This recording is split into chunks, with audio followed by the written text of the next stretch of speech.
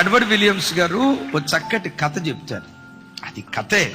ఒకసారి యేసు ప్రభు వారు, దైవజనుడైన మోషే, మనలాంటి విశ్వాసి, గోల్ఫ్ ఆట అంటారే, గోల్ఫ్, ఇక్కడ బంతి కొడితే అక్కడెక్కడో రంధ్రంలో పడిద్ది కదా, ఆ ఆట ఆడుతున్న సరదాగా, ఒక మాట సరదా. ఈలోపు మోషే ఆ కర్ర పట్టుకొని బంతిని కొట్టాడట. బంతిని కొట్టడంతో ఆ హోలుకు మధ్యలో ఒక నది ఉందట. ఈ బంతి వెళ్ళి నీళ్ళలో పడతా ఉంటే ఆ నీళ్లు రెండు పాయలుగా జీలి రోడ్డు ఏర్పడితే ఆ రోడ్డు మీద బంతి పడి ఎగిరి ఆ చివర రంధ్రంలో పడిందట. తర్వాత యేసు ప్రభు వారు వంతు వచ్చిందట.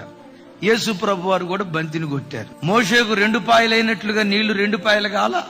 విచిత్రం తెలుసా, ఆ బంతి నేల మీద నాట్యం ఆడుకుంటా రంధ్రంలో పడిందట పోయి. ఎందుకు? మన ఆరాధ్య దైవం నీళ్ల మీద నడిచిన వాడు కదా, ఆ బంతి కూడా నీళ్ళలో నడుచుకుంటా వెళ్ళి రంధ్రంలో